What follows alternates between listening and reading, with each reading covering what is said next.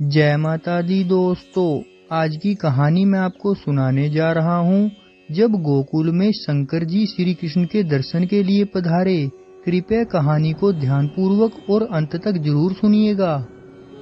दोस्तों, श्री कृष्ण के छठी उत्सव के अगले दिन शंकर जी श्री कृष्ण के दर्शन के लिए पधारे थे। शिव जी इन साकार ब्रह्म के दर्शन के लिए आए हैं।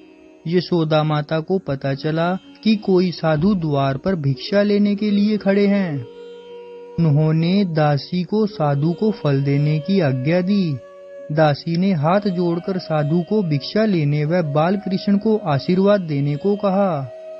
शिव जी ने दासी से कहा, मेरे गुरु ने मुझसे कहा है कि गोकुल में यशोदा जी के घर परमात्मा प्रकट हुए हैं। इससे मैं उनके दर्शन के लिए आया हूँ। मुझे लाला के दर्शन करने हैं।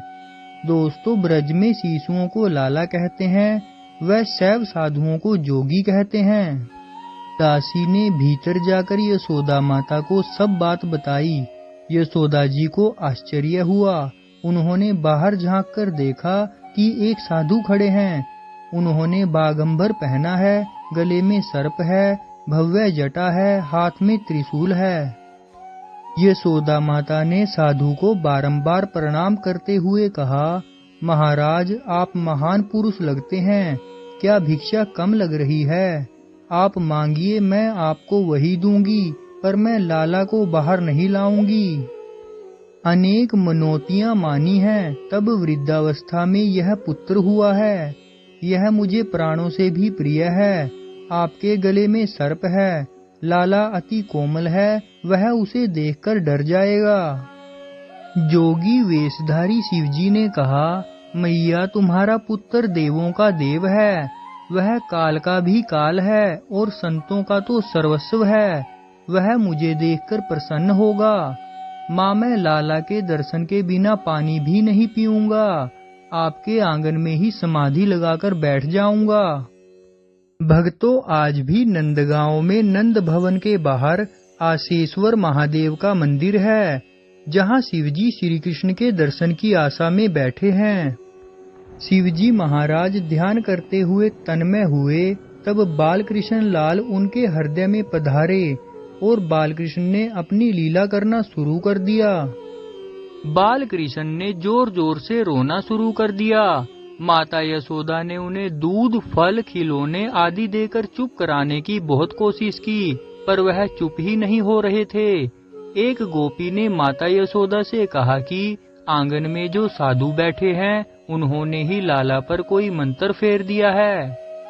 तब माता यशोदा ने सांडिल्य ऋषि को लाला की नजर उतारने के लिए बुलाया। सांडिल्य ऋषि समझ गए कि भगवान शंकर ही श्री कृष्ण के बाल स्वरूप के दर्शन के लिए आए हैं। उन्होंने माता यशोदा से कहा, माँ, आंगन में जो साधु बैठे हैं, उनका लाला से जन्म जन्म का संबंध है। माँ, उन्हें लाला का दर्शन करवाइए।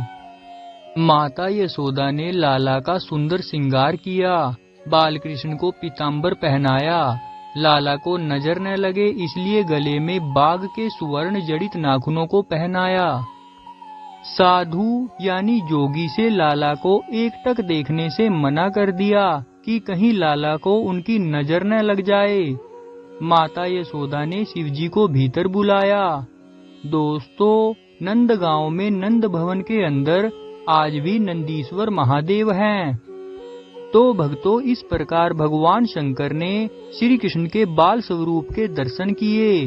तो दोस्तों, आपको कैसी लगी ये कहानी? प्लीज लाइक, शेयर और कमेंट करके जरूर बताना।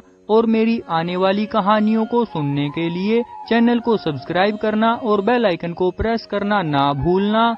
जय माता दी, जय श्री कृष्णा।